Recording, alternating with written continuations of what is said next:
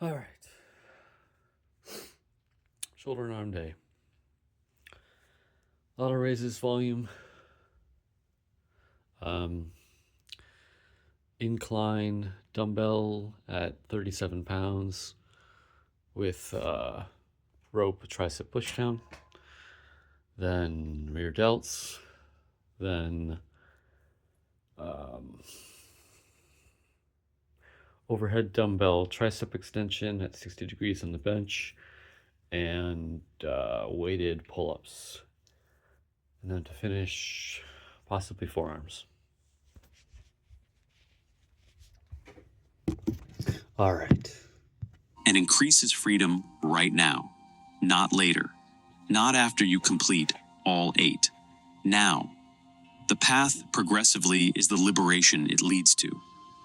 You are not waiting for the destination. It's 25 pounds, by the way. You are already experiencing what the destination is made of.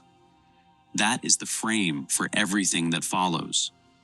Not a staircase, not a checklist, a living system where every part strengthens every other part, and every honest step already contains what you are walking toward. The Buddha organized these 8 factors into 3 divisions. This is not a modern invention. It comes directly from the Kulavedalla Sutta, MN 44, where the Arahant nun, Dhammadinna, with the Buddha's explicit approval, explains the structure. Right view and right resolve belong to the division of wisdom, Panya.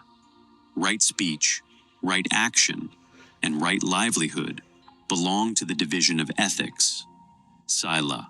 Right effort, right mindfulness, and right concentration belong to the division of meditation, Samadhi. 3 divisions, 8 factors, 1 path. And here is where the first surprise lives. The Buddha listed right view first. But the training does not begin with wisdom. It begins with ethics. The sequence of the list is not the sequence of the training. Right view frames everything, but it also completes everything. A preliminary form of right view starts the journey.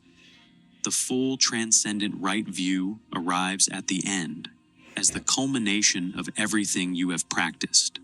We begin where the Buddha began, with wisdom, not because you must understand everything before you act, but because without some understanding of why the path exists and where it points, every step is blind. Division 1, Wisdom. Right view, Samadhi. Right view is the most misunderstood factor of the path. People hear right view and think the correct opinion, the right belief system, a set of doctrines you accept, and then you are done. You have right view. Check the box. Move to step 2. The Buddha taught something far more interesting. In the Avijja Sutta, SN 45:1, the Buddha traces how the path begins. The wrong path starts with ignorance and cascades. Ignorance leads to lack of shame, which leads to wrong view, wrong resolve, wrong speech, wrong action, wrong livelihood, wrong effort, wrong mindfulness, wrong concentration. A domino sequence of compounding error. The right path begins with its opposite. Not enlightenment, that comes at the end. It begins with vijja, clear knowing. And in practical terms, clear knowing starts with something even simpler: honesty. The willingness to look at your experience and not look away. The Maghavibhanga Sutta, SN 45:8, defines right view with surgical precision. Knowledge of suffering, knowledge of the origin of suffering, knowledge of the cessation of suffering, knowledge of the path leading to the cessation of suffering, the 4 noble truths. That is right view in its essence.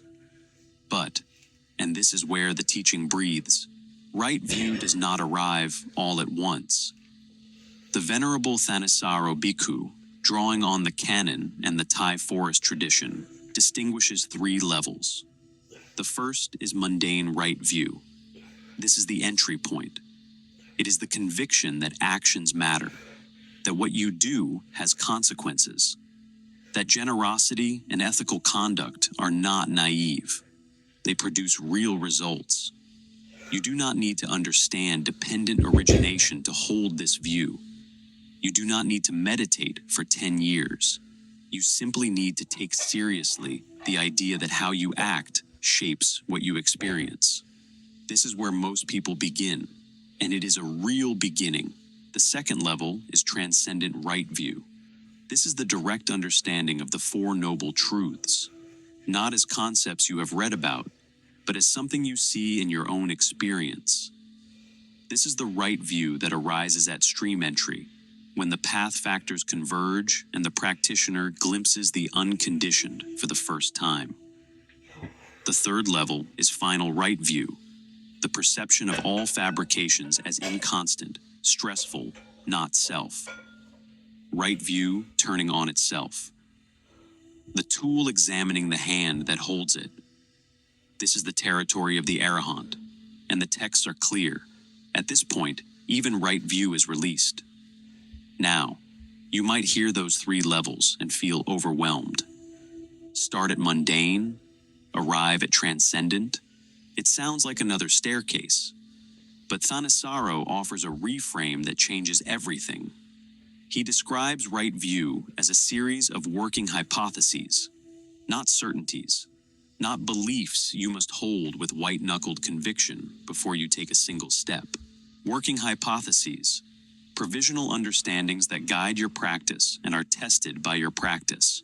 You do not need to believe everything before you begin. You begin, and right view sharpens as you go. Think about what that means. The Buddha is not asking you to accept a doctrine on faith. He is asking you to take the idea that actions have consequences, hold it lightly but seriously, and then watch what happens when you live as though it is true. The hypothesis generates the evidence. The evidence refines the hypothesis. Right view is not the entrance exam. It is the ongoing experiment. One more thing about right view, and this is a tension the canon holds honestly. The Mahakatar Saka Sutta, MN 117, calls right view the forerunner. For each of the first 5 path factors, the Buddha repeats a formula. Of those, right view is the forerunner. It discerns wrong from right. It sets the direction. Without right view, the other factors are operating in the dark. And yet, the Buddha also said that of all the factors, right concentration is the heart of the path, and the others are its supports. Right view leads. Right concentration is where everything converges. These are not contradictions. Right view is the compass. Right concentration is the destination the compass points to. You need both, and neither works alone. But we are getting ahead of ourselves. That convergence happens in Division 3. For now, hold this. Right view is not a belief. It is a lens. One that begins blurry and sharpens with every honest act, every moment of attention, every willingness to see what is actually happening rather than what you wish were happening. The path does not begin with enlightenment. It begins with honesty. Right resolve, samasankappa. If right view is the lens, right resolve is the direction you turn that lens. The Maghavibhanga Sutta, SN 45-8, defines it as 3 intentions: resolve for renunciation, nekkhamma; resolve for non-ill will, abhyapada; resolve for harmlessness, avihimsa. 3 intentions. And the first one, renunciation, is the one that makes modern listeners uncomfortable. Renunciation sounds like deprivation, like giving things up, like the opposite of a good life. And if that is what it meant, you would be right to resist it. Why would anyone voluntarily choose less? But as Thanissaro puts it, renunciation is not sacrifice. It is a trade. He uses the image of trading candy for gold. An intelligent sacrifice is one in which you gain a greater happiness by releasing a lesser one. The same way you would hand over a bag of candy if someone offered you a pound of gold in exchange. The candy is real, the pleasure is real, but the gold is more real. And once you have tasted the gold, the candy is not a loss. This matters because modern psychology, and much of modern culture, presents only two options: indulge your desires healthily or repress them unhealthily. Those are your choices: healthy expression or pathological suppression. The Buddha saw a third alternative that neither indulges nor represses, not driven by fear of pleasure, not driven by fear of restraint, a skillful approach that steps outside the binary entirely. And here's the key: this third alternative is not theoretical. It depends on something concrete. Right, concentration, the jhanas, the meditative absorptions we will explore in Division 3, provides a pleasure that is not dependent on sensory input, a rapture and ease born of seclusion, of stillness, of a mind gathered and whole. When you have access to that, the trade is not abstract. You are not giving up candy on faith. You are giving it up because you are holding gold in your hand. Resolve for non-ill will and resolve for harmlessness complete the triad. Together, they orient the mind toward release rather than acquisition, toward goodwill rather than resentment, toward care rather than damage. But notice, these are not commandments. They are resolves, intentions you set and return to. The Buddha did not say, you must never feel ill will. He said, resolve toward non-ill will. Aim there. When you miss, and you will miss, aim again. The resolve is not the achievement. The resolve is the orientation that makes the achievement possible. Right view and right resolve together form the wisdom division of the path. One sees clearly, the other chooses wisely, and together they do something that wisdom alone cannot do. They prepare you to act. Because wisdom without action is incomplete. Seeing clearly and choosing well are not enough if your hands, your voice, your daily life remain unchanged. The Buddha knew this, and so the path moves, from the mind's understanding to the body's conduct, from how you see to how you live. Division 2, Ethics. There is something the Buddha understood about human beings that most spiritual teachers miss. You can have perfect understanding and still cause harm. You can see clearly and still speak carelessly. You can resolve toward goodness and still act from habit. Wisdom without conduct is a beautiful idea that never touches the ground. The ethics division of the path is where the path touches the ground. 3 factors live here: right speech, right action, right livelihood. And if you are listening to this at 60, 65, 70 years old, these are not abstract principles. These are the factors you use every single day, in conversations with your spouse, in how you respond when a friend says something you disagree with, in what you do with your time now that the career that defined you for 40 years is gone. This is the most practical division of the path, and the Buddha made it the most specific. Right speech, Samavaka, the Maghavibhanga Sutta, SN 45-8, defines right speech as abstaining from 4 things: lying, divisive speech, harsh speech, and idle chatter. 4 negatives, 4 things you stop doing. But the Buddha did not leave it there.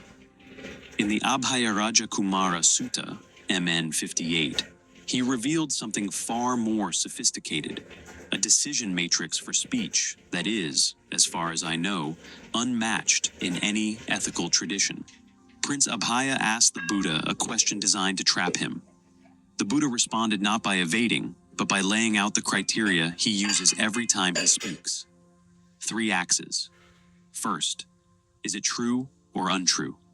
Second, is it beneficial or not beneficial? Third, is it pleasing or unpleasing to the listener? These three axes create 6 possible combinations, and the Buddha's answers are precise. If something is true, beneficial, and pleasing, speak it with a sense of right timing. If something is true, beneficial, but unpleasing to hear, speak it with a sense of right timing. If something is true but not beneficial, do not speak it, even if it is true. And if something is untrue, do not speak it under any circumstances, regardless of whether it would be beneficial or pleasing. Notice the architecture. Truth is non-negotiable. Nothing untrue is ever spoken, but truth alone is not enough. It must also be beneficial. You can know something true about someone and still have no business saying it, because saying it would serve no purpose. And then there is timing. Even when speech is true and beneficial, the Buddha adds, with a sense of right timing. Not every true and helpful thing should be said right now. Sometimes the most compassionate act is to wait. The sutta offers a vivid image. If a baby had a dangerous object, a stick, a stone, caught in its throat, would you reach in and pull it out, even if it caused pain and drew blood? Of course you would. Not because you want to cause pain, but because the child's safety demands it. The Buddha sometimes speaks truths that are unpleasant but necessary, and he does so with the same motivation. Compassion, not cruelty, determines timing. Now, here's where this becomes yours. Think about the last difficult conversation you had, maybe with a family member over politics, maybe with an adult child about a choice they are making, maybe with a friend who is grieving, and you wanted to say something helpful, but were not sure if it would land. Before you speak, the Buddha offers 3 questions. Is it true? Is it beneficial? Is this the right moment? If all 3, speak, even if it is hard, even if the other person does not want to hear it. If it is true, but not beneficial, the Buddha gave you permission to remain silent. And silence, in that moment, is not cowardice.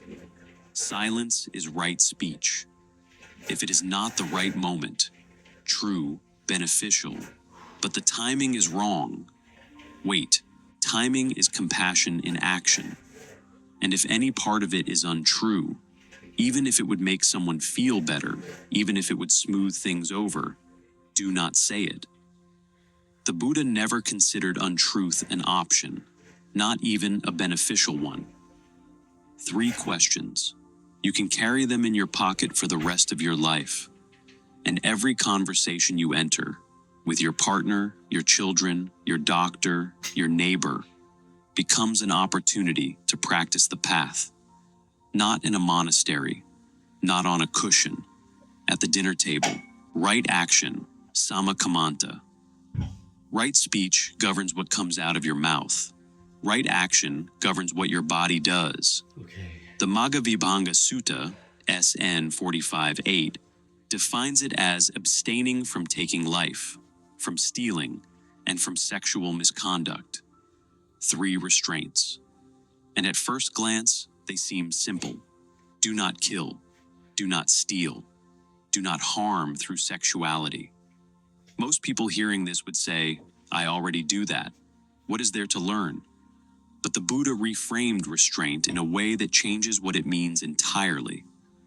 In the Abhisanda Sutta, AN 839, the Buddha describes the 5 precepts, which include these 3, as 5 great gifts. Not rules, not restrictions, gifts. Each time you refrain from taking life, you give freedom from danger to every being you encounter.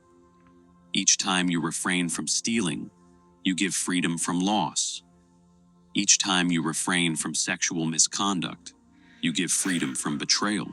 You are not merely holding yourself back. You are actively giving something, safety, trust, peace, to every person whose life intersects with yours. The text says these gifts are original, long-standing, traditional, ancient, not invented by the Buddha, but recognized by him as fundamental to human coexistence. And the person who gives these gifts gains a share in what they give: freedom from danger, freedom from animosity, freedom from oppression. This is not small. This reframe, from restraint to generosity, changes the entire feeling of ethical conduct. You are not walking around with a list of things you cannot do. You are walking around giving gifts that no one can see, but everyone can feel. Every room you enter and do not fill with harm, that is a gift. Every interaction where you could have taken something, attention, credit, trust, and did not, that is a gift. Right action is not the absence of wrong. It is the presence of safety you create by choosing again and again not to take.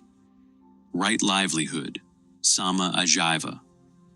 Right livelihood is the factor most people think they understand, and the one that, for this audience, may matter most.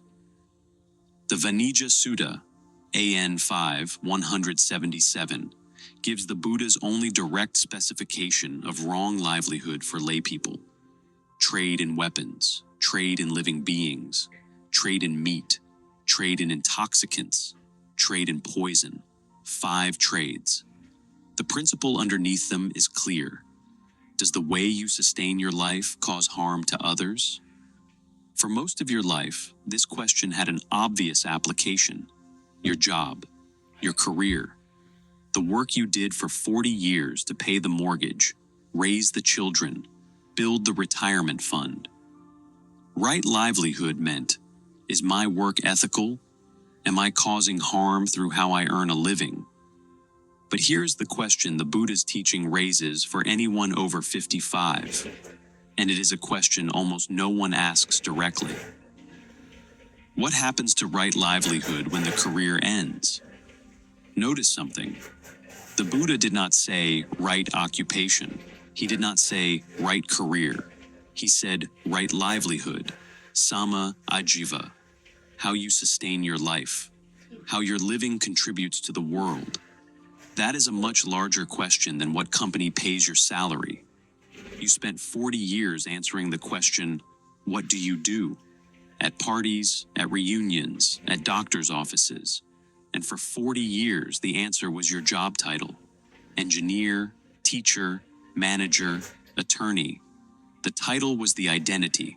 The career was the livelihood. And then one day, the career ends. Retirement, downsizing, health, whatever the reason. And suddenly the question, what do you do, has no easy answer. And for many people, that silence is not peaceful.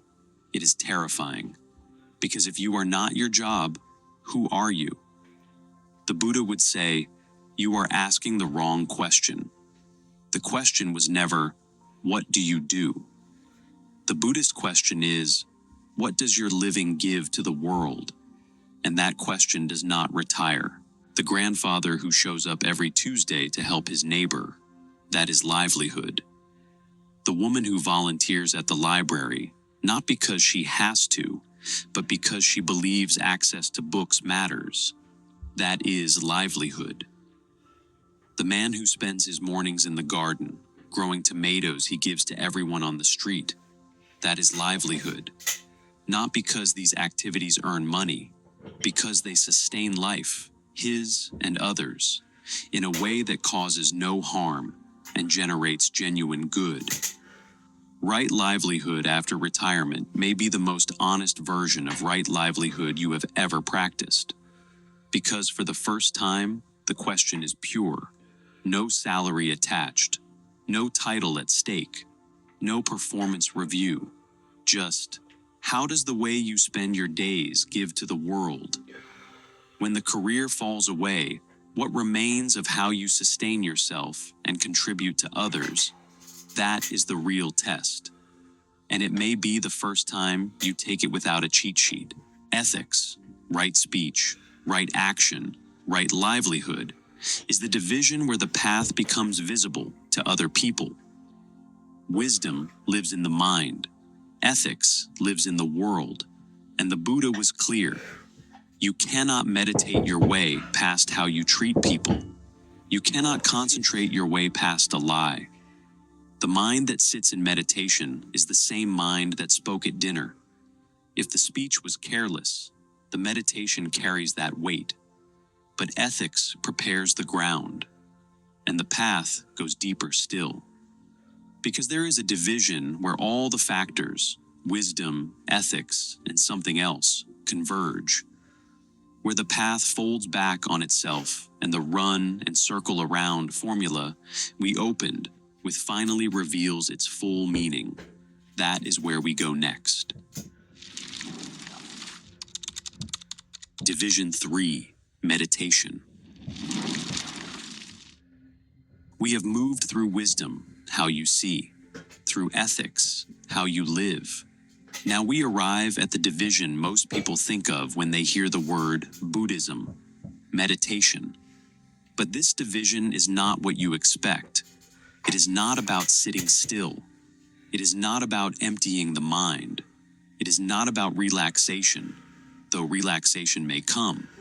The three factors here, right effort, right mindfulness, right concentration, are the engine room of the entire path.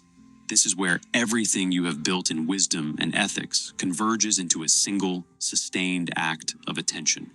And this is where the run and circle around formula we opened with will finally show you what it means. Right effort, sama vayama.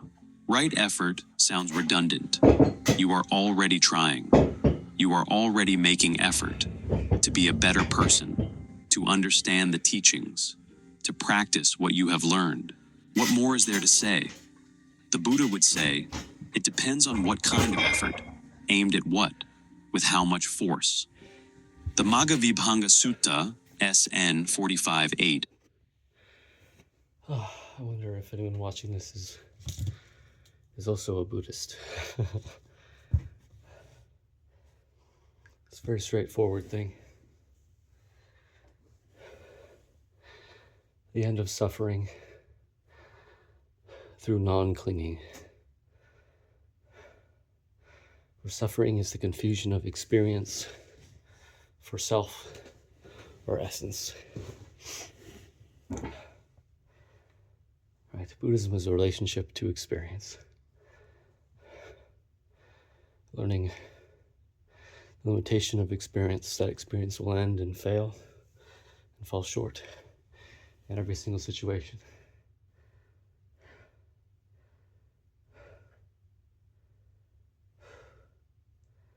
Okay, well, back to the workout.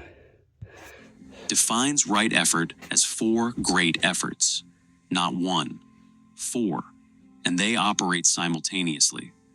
First, prevent unwholesome qualities that have not yet arisen from arising. Second, abandon unwholesome qualities that have already arisen. Third, arouse wholesome qualities that have not yet arisen. Fourth, maintain and develop wholesome qualities that have already arisen. 2 efforts deal with the unwholesome, 1 preventive, 1 corrective. 2 efforts deal with the wholesome, 1 generative, 1 sustaining. The mind is not just pushing away what is bad, it is actively cultivating what is good. Right effort is a gardener's work, pulling weeds and planting seeds at the same time. But here is where most people go wrong. They try too hard. In the Sona Sutta, AN 655, the Buddha addresses a monk named Sona, who has been practicing so intensely that his feet are bleeding. Sona is ready to give up, not because he is lazy, but because maximum effort has produced no results. He is exhausted, discouraged, and considering abandoning the path entirely. The Buddha does not tell him to try harder. He does not tell him to relax. He asks him a question. Sona, before you became a monk, you were a musician, a vana player. Tell me, when the strings of your vana were too taut, was it in tune? No, Lord. And when the strings were too loose? No, Lord. But when the strings were neither too taut nor too loose, tuned to be right on pitch, was your vina in tune and playable? Yes, Lord. In the same way, sona, over-aroused persistence leads to restlessness. Overly slack persistence leads to laziness. Determine the right pitch for your persistence. A musician's answer to a spiritual crisis. Not try harder, not let go. Find the pitch, tune the string, and then play. Thanissaro adds a layer that makes this practical. Think of tuning the first string as tuning the level of your energy. Then tune the rest of your strings to that. Once the effort is calibrated, once the pitch is right, the practice does not feel like strain. In Sanskrit, the word has been translated as joyful effort. Not because the work is easy, because when effort is properly tuned, it carries its own momentum. The string vibrates freely. And there is another image the tradition offers. Less elegant, more blunt. There is a right way and a wrong way to get milk from a cow. If you try twisting the cow's horn, you get nothing. It does not mean you are not twisting hard enough. It means you are doing the wrong thing. Right effort is not about intensity. It is about direction. Bleeding feet are not a sign of devotion. They are a sign that the string is too tight. Right mindfulness, samasati. This is the factor that has conquered the modern world and been most changed in the conquest. Mindfulness is everywhere. Apps, therapy offices, corporate retreats, school curricula. Pay attention to the present moment without judgment. That is what mindfulness means.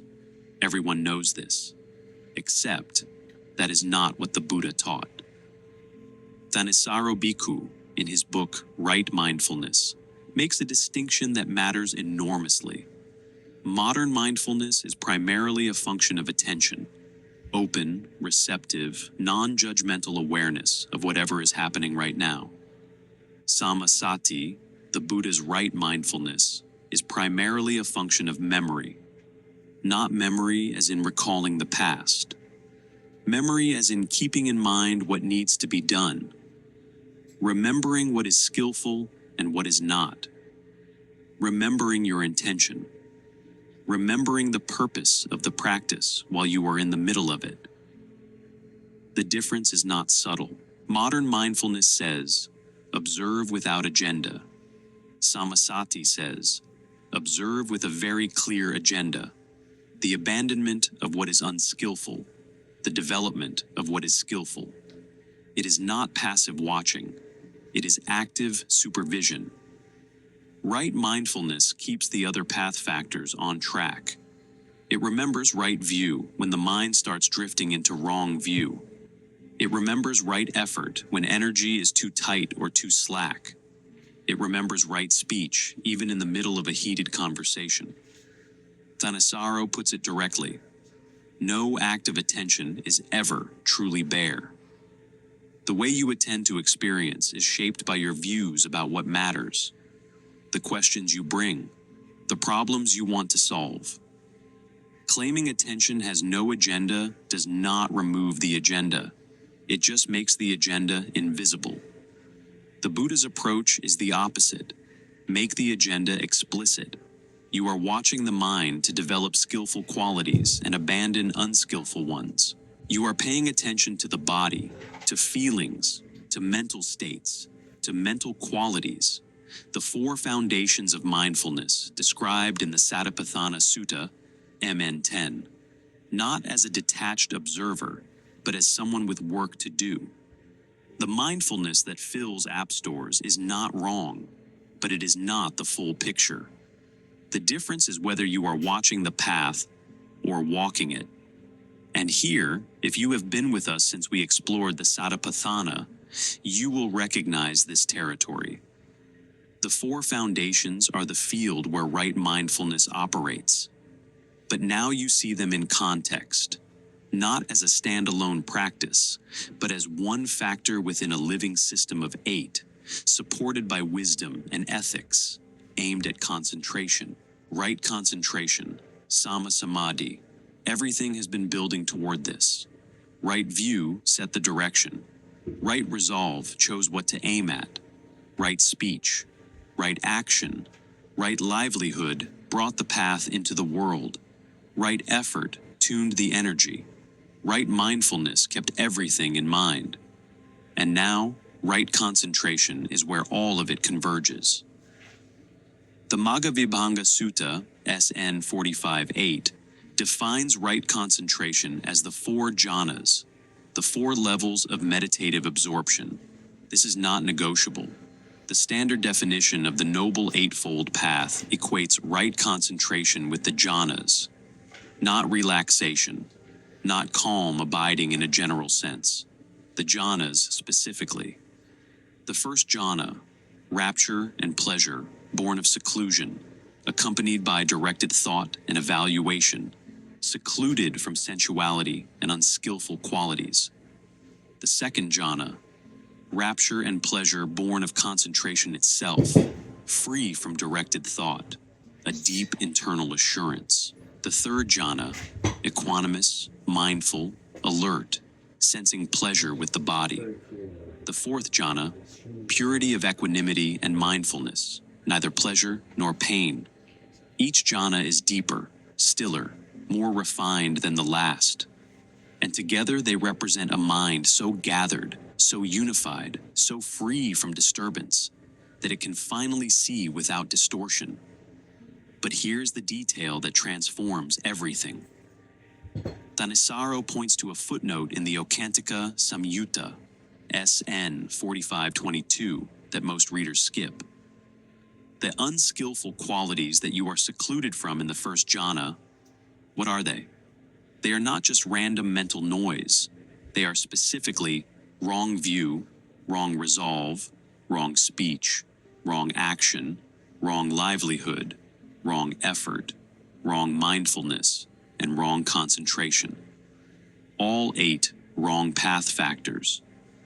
To enter the first jhana is to be secluded from the wrong version of every single factor of the path, simultaneously, which means right concentration is not just the 8th item on a list. It is the arena where the entire path operates at once. Every factor you have developed, the clarity of view, the orientation of resolve, the discipline of speech, the care of action, the honesty of livelihood, the calibration of effort, the vigilance of mindfulness, all of it converges here. Right concentration is both the heart of the path and the place where the path completes itself. And now, the formula. Remember the opening? The Buddha said that for every path factor, 3 qualities run and circle around it. Right view, right effort, right mindfulness. This was the Mahakatar Saka Sutta, MN 117. I introduced it in the first 6 minutes and left it open. Here's what it means. The path is not 8 separate practices you do one at a time. It is one practice with 8 dimensions that operate together. When you practice right speech, right view is discerning what to say. Right effort is generating the energy to say it skillfully. Right mindfulness is keeping the intention alive. 3 factors circling around a 4th. And this pattern holds for every factor, including concentration itself. Thanissaro calls this the holographic quality of the path. Every part contains the whole. Like a child learning to walk, she already has every muscle she needs. But she must locate them, exercise them, coordinate them so that the right leg and the left leg help each other, from the first tentative step to the point where walking becomes natural and can be done with grace. All the factors start out weak, but they support one another until they all reach enough strength to lead to awakening. And at the noble level, when the path is fully developed, something remarkable happens.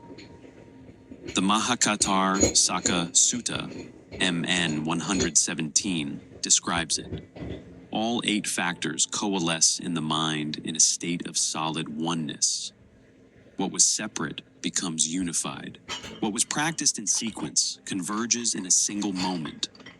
Thanissaro puts it this way: that is what the definition of stream entry is. The noble eightfold path coming together, yielding the deathless. Not 8 steps completed, 8 factors unified. That is not a staircase. That is a living system, becoming whole. Landing. 8 factors, 3 divisions, 1 path that is not a staircase.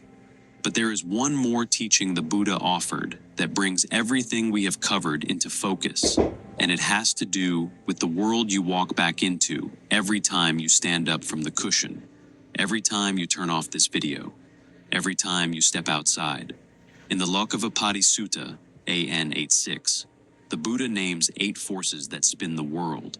He calls them the worldly winds, and they come in pairs: gain and loss, status and disgrace, praise and blame, pleasure and pain. 8 conditions, 4 pairs. And the Buddha says something striking about them.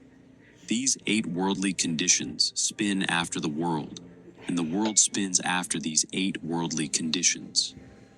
You know these winds. You have felt every one of them.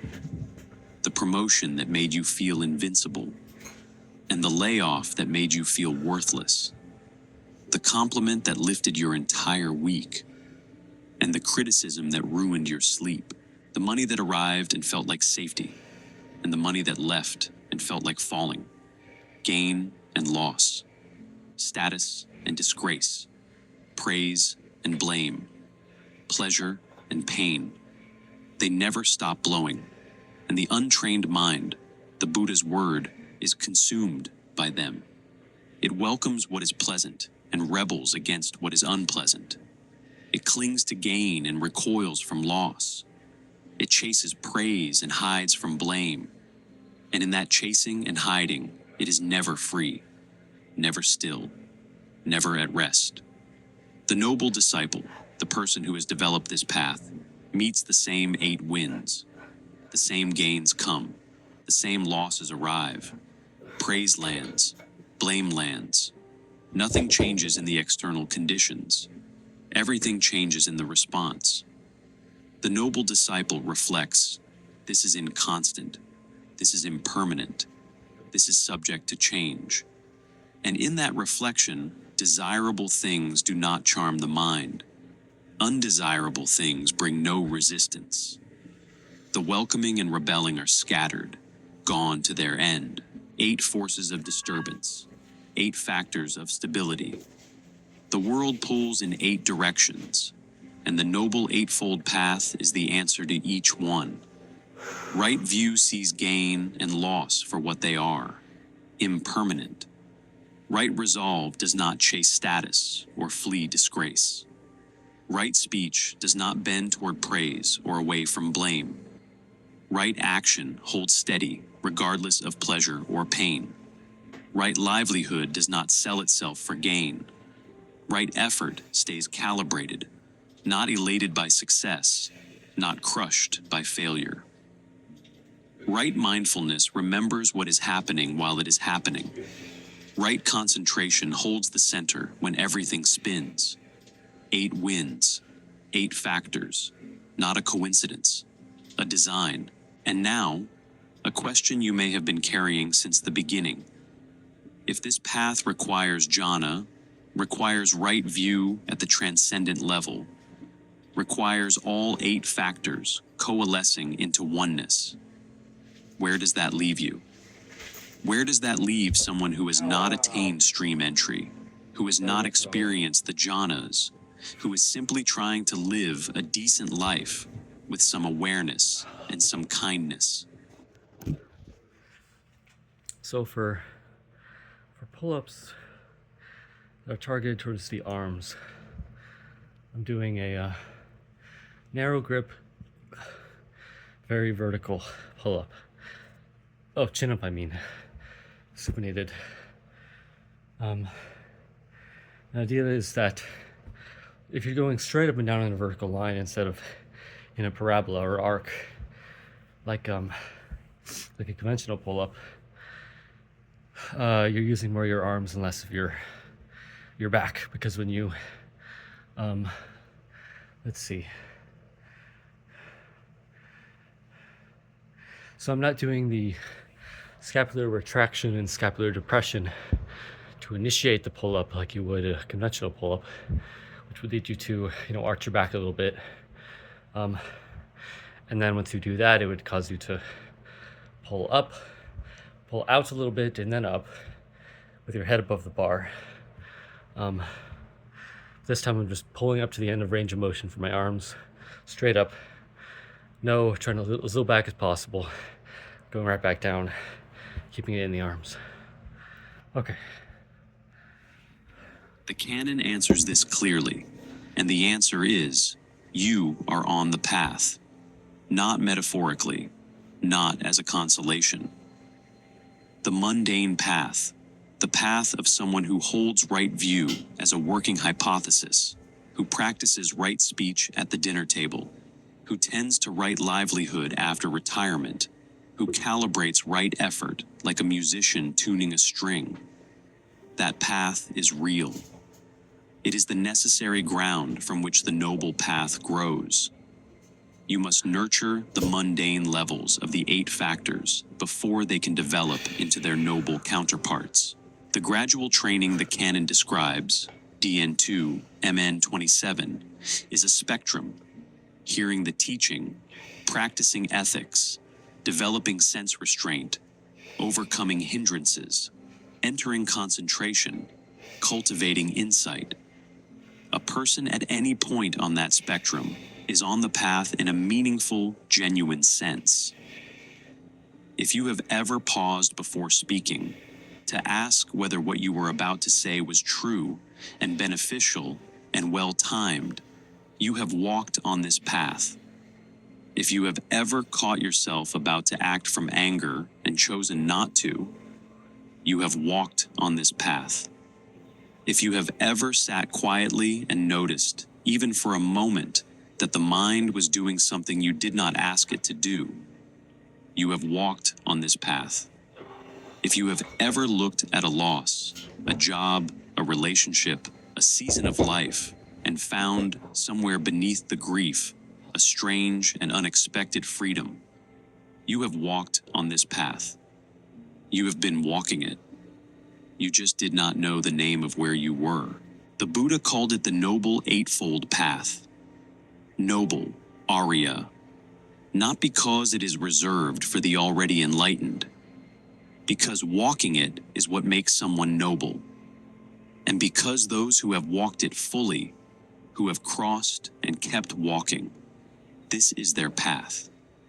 You are following in their footsteps, not a staircase, not a checklist, not 8 boxes to tick before you earn your freedom. A living system where every part strengthens every other part, where wisdom informs ethics and ethics steadies meditation, and meditation deepens wisdom, where 3 qualities run and circle around every factor, holding the whole thing together from the inside, where the path progressively is the liberation it leads to, each factor as it develops, reducing suffering and increasing freedom right now, even as it points towards something beyond what words can hold. You are not waiting for the destination. You are already experiencing what the destination is made of.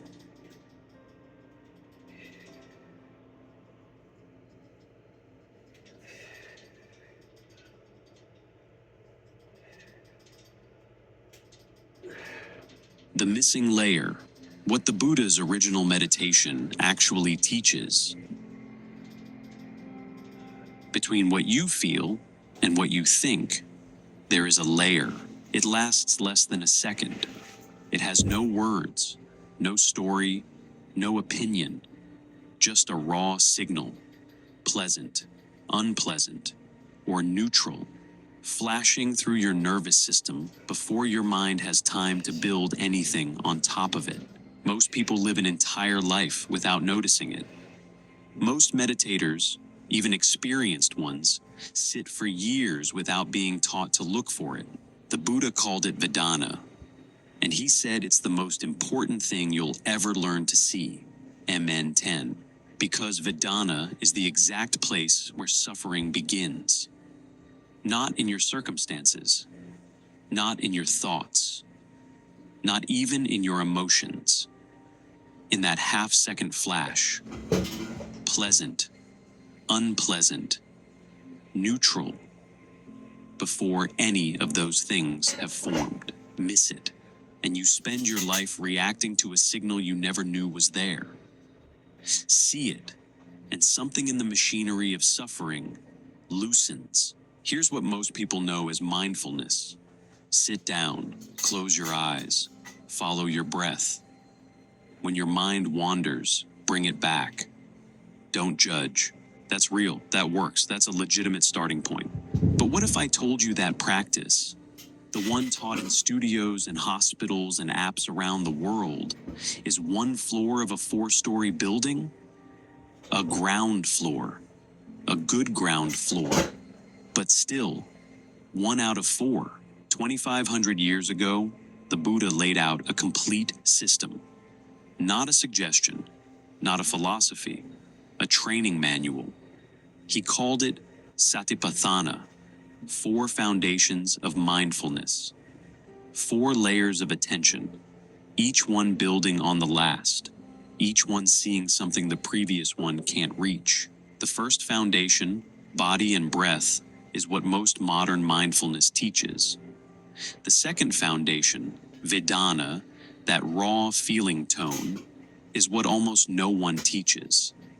And it's the one the Buddha spent the most time explaining why it matters. MN 10. The third and fourth foundations go further still, into the architecture of your mind states and the patterns that keep the whole system running. In the next 47 minutes, you're going to see the complete building, all 4 floors. You'll understand what each one does, how they connect, and, most importantly, why your practice may have felt like it was missing something. It was. The direct path. Let's start with how the Buddha himself introduced this teaching, because the way he opened this particular talk is unlike anything else in the entire Pali Canon. He didn't begin with a story. He didn't begin with a question from a monk. He began with a declaration, the kind of statement a teacher makes when they want you to understand. This is not one teaching among many. This is the one. This is the direct path for the purification of beings, for the overcoming of sorrow and lamentation, for the disappearance of pain and distress, for the attainment of the right method, for the realization of unbinding, namely, the 4 establishings of mindfulness. MN 10, the direct path. In Pali, Ekayano Mago. That word, Ekayano, is worth pausing on. It doesn't mean the only way, as it's sometimes translated. Thanissaro Bhikkhu points to a simile the Buddha uses elsewhere. A lotus pond with multiple entrances, but a single direct road leading to it. MN 12. Ekayano means a path that doesn't fork. You don't take detours. You don't wander through side trails hoping they connect. You walk straight, and the destination? Purification. The end of sorrow. The disappearance, not the management, of pain and distress. Unbinding. That's a large promise. The largest the Buddha made about any single practice. We'll come back to it at the end, because the way he closes this teaching is even more striking than the way he opens it. But first, the system itself. The 4-story building picture. a building with 4 floors. The ground floor is your body, physical sensations, posture, breath, the raw material of being alive in a body right now. The second floor is feeling tone, vedana, that flash of pleasant, unpleasant, or neutral that colors every moment of experience before your mind elaborates on it. The third floor is mind states, the overall quality of your awareness right now. Is the mind contracted or expanded, restless or settled, clouded or clear? The fourth floor is dhammas, the patterns, the recurring structures, the forces that shape your mental life, hindrances that pull you off course, qualities that keep you steady. And underneath it all, the 4 noble truths operating in real time. Each floor sees something the one below it can't. And each floor is accessible, not through extraordinary talent, but through training. Systematic, repeatable, learnable training. Modern mindfulness, the kind taught in MBSR programs, in meditation apps, in most secular settings, lives almost entirely on the ground floor. Body, breath. Return attention when it wanders. That's not wrong. The Buddha himself said the ground floor is where you start. Breath meditation is the foundation of the entire system. MN 118. But he also said, don't stop there. Sati, what mindfulness actually means. Before we walk through each floor, there's something we need to address. Because the word mindfulness, the English translation of sati, has drifted so far from its original meaning that it can actually obscure what the Buddha was teaching. In modern usage, mindfulness usually means something like paying attention to the present moment, non-judgmentally. Just observe. Don't interfere. Let things be as they are. The Buddha's sati is not that. Sati comes from a word that means memory, the act of calling something to mind, not passive observation, active remembrance. You remember your instructions. You remember what you're doing and why. You remember which mental qualities are skillful and which are not. And you act on that knowledge. SN 47.8. Thanissaro Bhikkhu puts it precisely. Right mindfulness is not bare attention. It's a faculty of active memory, adept at calling to mind instructions and intentions useful on the path. Think of a gatekeeper at the entrance of a city. AN 7.63. Not a gatekeeper who stands aside and lets everyone through without judgment. A wise, experienced gatekeeper who knows the faces of the people approaching, who belongs inside, who doesn't, and acts accordingly. That's sati, alert, discerning, remembering. Or think of a cook, SN 47.8. A foolish cook serves the same dish every night and never notices what the king actually enjoys. A wise cook pays attention. What did the king reach for? What did he push aside? And adjusts. The meditator practicing sati is the wise cook, noticing what works, noticing what doesn't, adjusting. This is a crucial distinction, and I want to be careful with it. The modern framing, non-judgmental awareness, is not useless. There's a real insight in learning to observe without immediately reacting. That capacity matters, but the Buddha's version goes further. You don't abandon your powers of judgment. You train them to be less judgmental and more judicious. You learn the difference between reacting out of habit and responding out of understanding. It's judicious, not judgmental. That's the thread running through everything we'll talk about today. Hold it. Foundation 1, body. The ground floor. Kayanupassana, contemplation of the body, MN10. This is where most people enter meditation, and for good reason. The body is always here. The breath is always happening. You don't need to construct anything or believe anything. You just need to notice what's already occurring. The Buddha begins Foundation 1 with breath meditation, anapanasati, and the instruction is deceptively simple. There is the case where a monk, having gone to the wilderness, to the shade of a tree, or to an empty building, sits down, folding his legs crosswise, holding his body erect, and setting mindfulness to the fore. Always mindful, he breathes in. Mindful, he breathes out. MN 118.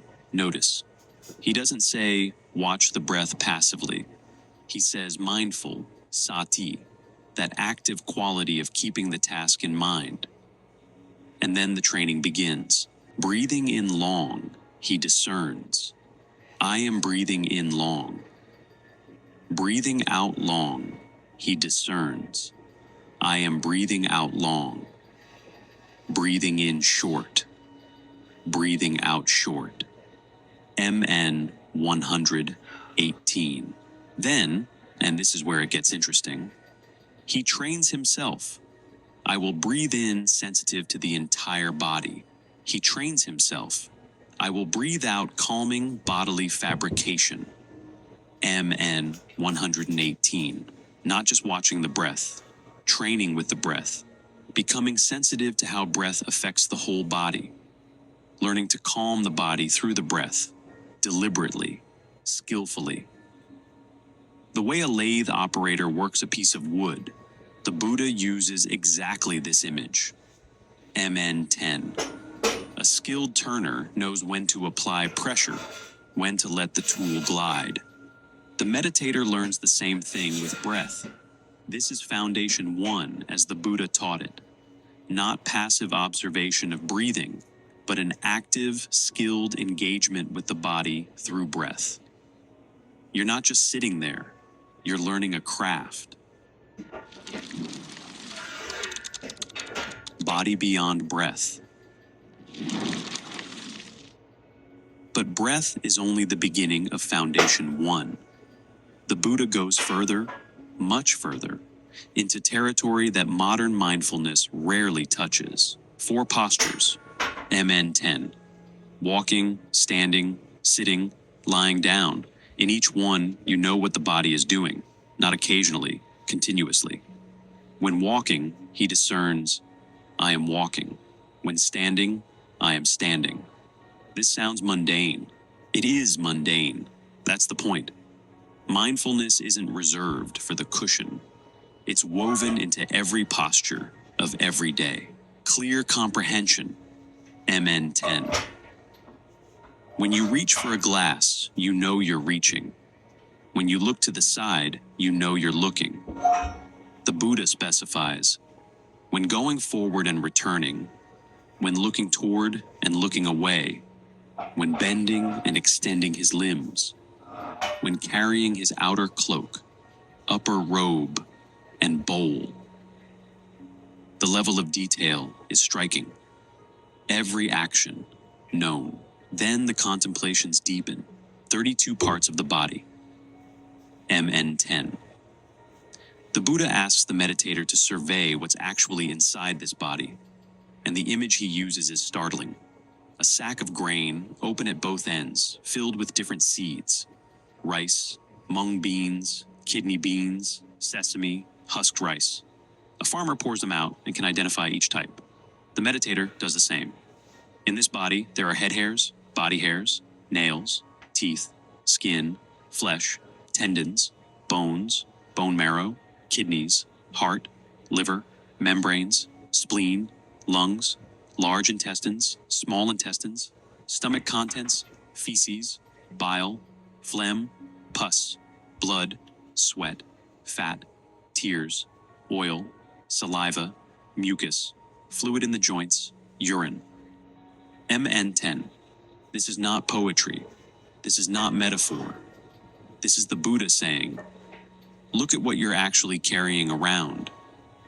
The body you're so attached to. Have you ever really looked at it? And then, the charnel ground contemplations. 9 of them. MN10.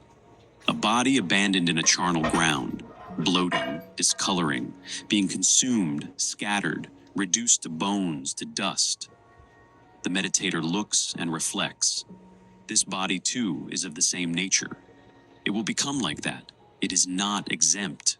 If you watched our video on death awareness, Maranasati, you've already met this territory. Death contemplation is not separate from mindfulness practice. It lives right here, inside Foundation 1. Body practice includes seeing what the body actually is, and what it will become, not as punishment, not as morbidity, as clear seeing. The anchor, 6 animals. Why does the Buddha spend so much time on the body? Because the body is your anchor. There's a vivid image in the suttas. SN 35.247. Imagine 6 animals, a snake, a crocodile, a bird, a dog, a hyena, and a monkey, each tied to a single strong post with a single rope. Each animal pulls toward its own territory. The snake wants the anthill. The bird wants the sky. The monkey wants the forest. They pull and strain and exhaust themselves. But the post holds. The body, specifically the body attended to with mindfulness, is that post. Your 6 sense bases pull you in 6 directions constantly. Sights pull, sounds pull, thoughts pull. But when you're anchored in the body, in the breath, in physical awareness, you have something solid to return to. The animals can pull all they want. The post holds. This is why Foundation 1 comes first. Not because it's the deepest, because it's the most stable. You need ground beneath your feet before you can look at what's moving through you. So, if you've ever sat and followed your breath, you've been practicing Foundation 1. If you've ever walked slowly across a room, noticing each step, noticing the shift of weight, that's Foundation 1. If you've ever paused and felt the sensation of your hands resting on your knees, the temperature of the air entering your nostrils, Foundation 1. Most meditation teachers stop here. Teach the breath, teach the body, teach returning attention. The Buddha didn't stop here because he noticed something. Between the physical sensation, the breath, the posture, the raw data of the body, and the mind's reaction to that sensation, there is a gap, a tiny gap, less than a second. In that gap, something flashes, a signal, pleasant, unpleasant, neutral.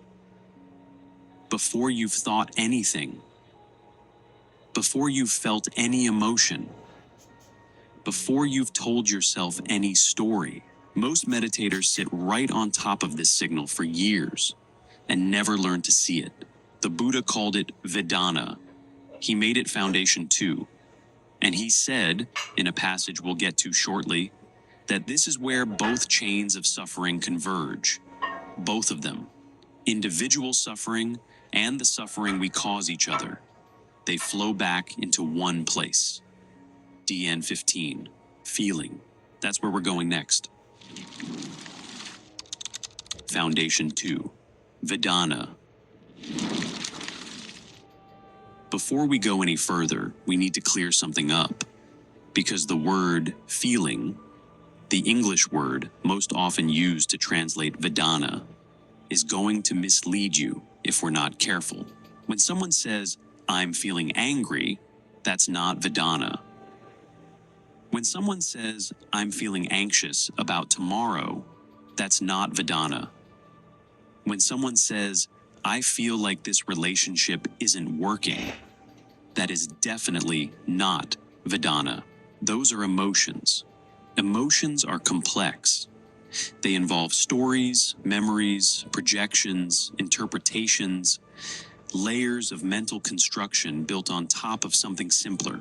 Vedana is that simpler thing. The scholar monk Nyanaponika Thera defined it with surgical precision. Feeling is the bare sensation noted as pleasant, unpleasant, and neutral. It should not be confused with emotion, which, though arising from the basic feeling, adds likes or dislikes of varying intensity, as well as other thought processes. The Buddha himself drew the line clearly. In the Mahavedalla Sutta, he distinguishes Vedana from Sanya, perception.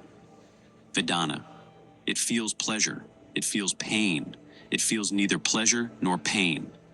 Sanya, it perceives blue, it perceives yellow, it perceives red, it perceives white.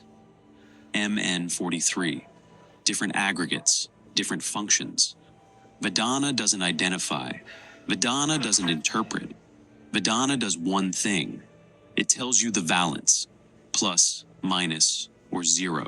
Your emotions, anger, grief, jealousy, excitement, dread, those are sankharas, fabrications. They are what your mind builds on top of that raw signal. Vedana is the signal itself, and the reason the Buddha gave it an entire foundation, the reason it gets its own floor in the building, is that Vedana is the place where the building happens, the construction site. If you can see the signal before the building begins, you have a choice you didn't know you had. If you can't see it, you're already living in the building before you realize anyone was pouring concrete. The two arrows. This is where the teaching turns personal.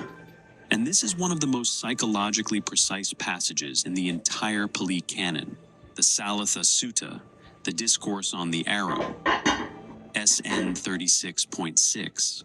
The Buddha asks, when an uninstructed, ordinary person feels a painful sensation, what happens? They feel the pain. And then, on top of the pain, they feel distress, resistance, aversion.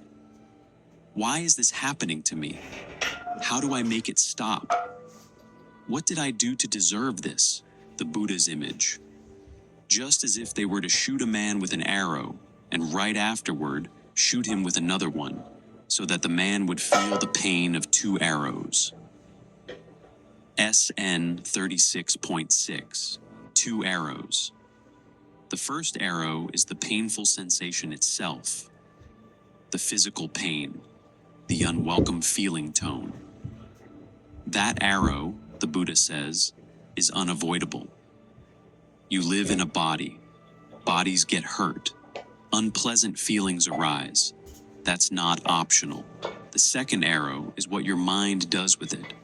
The resistance, the story, the suffering about the suffering. That arrow, the Buddha says, is optional, but it doesn't stop there. The sutta goes further, and this is the part most people miss. It's not just pain that triggers a second arrow. Each of the three feeling tones has its own trap. When something feels pleasant, the underlying tendency is passion. You lean toward it. You want more. You grip. That gripping is the second arrow of pleasant feeling. When something feels unpleasant, the underlying tendency is resistance. You push away. You flinch. You tighten. That tightening is the second arrow of painful feeling. And when something feels neutral, the underlying tendency is the most dangerous of all. Ignorance. You zone out. You stop paying attention. You miss what's actually happening. That drifting is the second arrow of neutral feeling. SN 36.6. Three feeling tones, three traps, 3 second arrows. Not suppressing the first arrow. Not pretending it doesn't hurt, or doesn't feel good, or isn't there. Feeling it fully, and stopping there. Letting the signal be a signal. not letting it become a chain reaction. The well-instructed disciple, the Buddha says, senses a feeling disjoined from it. SN 36.6. Disjoined. The feeling is here, but the machinery of reaction is not engaged. One arrow felt clearly.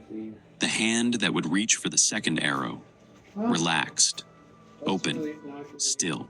This is not numbness. This is not detachment in the cold sense. This is the most intimate possible. All right.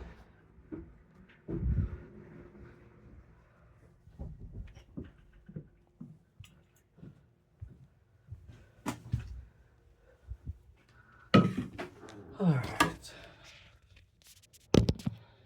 Little check-in.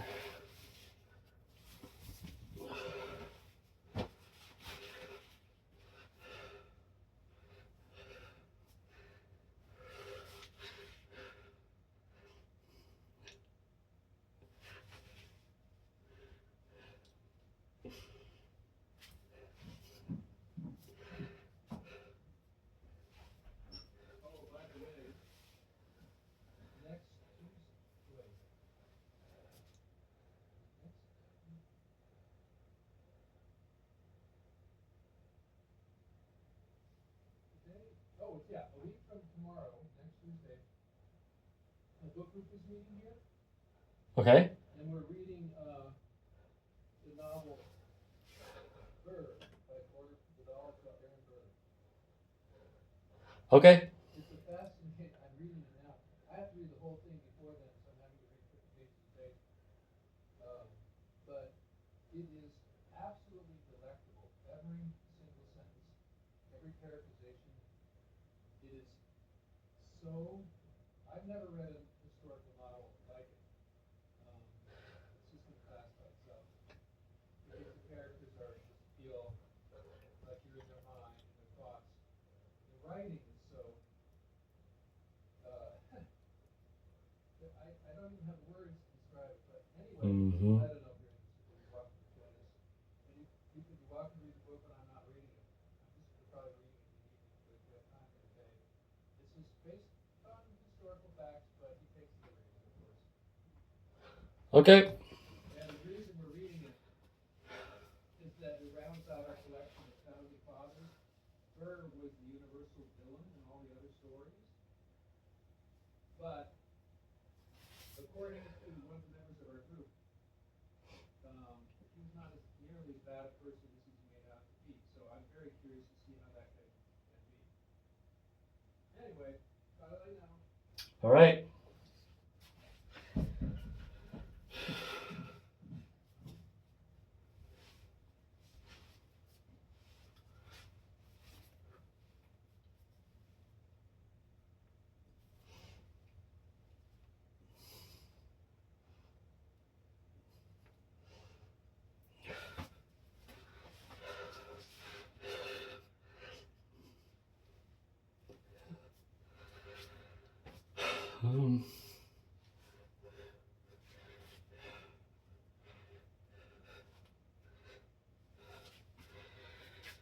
All right, so this is arms and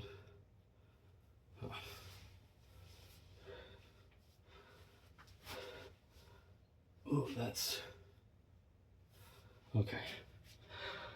All right, good pump today.